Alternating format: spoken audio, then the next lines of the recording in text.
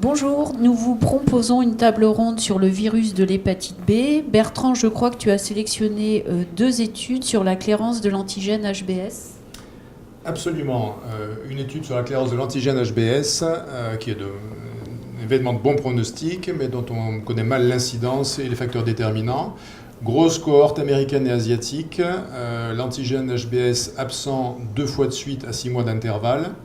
Les résultats confirment ce qu'on connaît un petit peu, un taux moyen annuel de 1,33% de séroconversion HBS spontanée et un taux cumulé à 20 ans de 25%. Et les facteurs favorisant la disparition de l'antigène HBS sont le fait d'être un homme, d'avoir un âge supérieur à 55 ans, des transaminases plutôt élevées, un ADN plutôt bas, des patients antigènes HBE négatifs et, pensez-y, un antigène HBS quantitatif inférieur à 1000. Je pense qu'il faut également surveiller les patients après parce que si la séroconversion est obtenue, le risque de CHC persiste un petit peu. Donc, Pierre, en matière de risque de CHC, justement, à toi. Alors moi j'ai sélectionné un travail présenté en communication orale, étude multicentrique qui a porté sur une grosse cohorte de plus de 1900 patients porteurs du virus de l'hépatite B traités par entecavir et tenofovir avec un suivi moyen de 8 ans où l'étude apprécie 2 choses, l'incidence cumulée du CHC et les facteurs prédictifs de survenue du cancer du foie. Un chiffre, au bout de 10 ans, l'incidence cumulée est de 3,2%.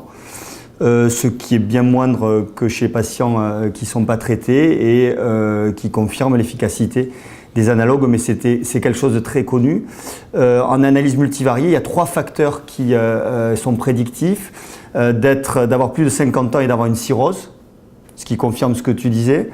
Et en l'absence de cirrhose, un taux de plaquettes inférieur à 150 000. Par contre, ce qui ne ressort pas, c'est la diminution des chiffres de fibroscan.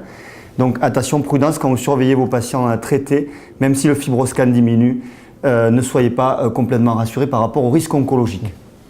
Alors évidemment, l'ADN doit être négatif, c'est l'objectif du traitement. Karine, il faut faire attention aux transaminases aussi.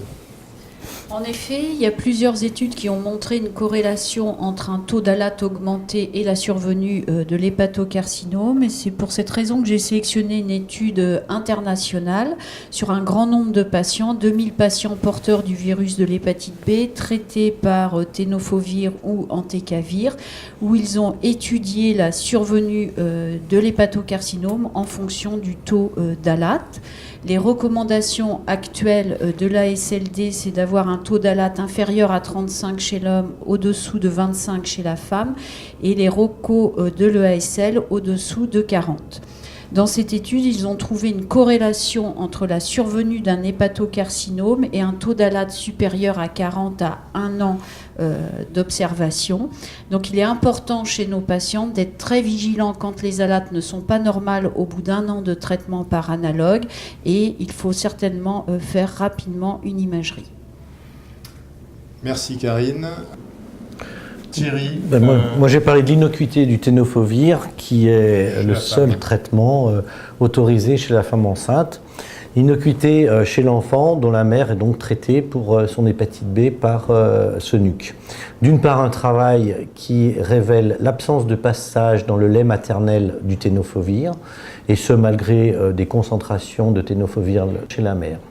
Et d'ailleurs, cette concentration est indépendante de la durée de prise du tenofovir chez la mère. Donc innocuité pour l'enfant. Deuxième étude qui s'est intéressée à savoir s'il y avait une répercussion de prise de tenofovir à long terme chez une femme enceinte vis-à-vis de son enfant.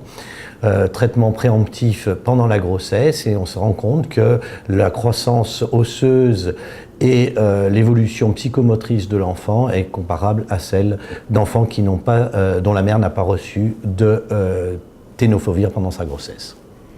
Patrick, nous approchons de l'hiver. Beaucoup de patients, notamment les patients traités, risquent d'avoir une corticothérapie. Oui, donc la corticothérapie courte peut entraîner une réactivation virale. C'est une équipe de Hong Kong qui a comparé des patients traités par corticoïdes, 5000 patients qui avaient une hépatite B chronique et contre 80 000 patients qui étaient traités par corticoïdes mais qui n'avaient pas d'hépatite B chronique. On retrouve 2 fois plus d'augmentation des transaminases qui définissaient la réactivation virale. Et quand on regarde les sous-groupes, c'est les patients qui avaient plus de 40 mg de corticothérapie qui avaient une augmentation des transaminases. Et sur le plan de la durée, naturellement, une durée de plus d'1 mois était le plus fréquent, mais on trouvait des réactivations à moins d'1 semaine. Très bien, merci à tous. C'était quelques thèmes autour du virus B en direct de San Francisco.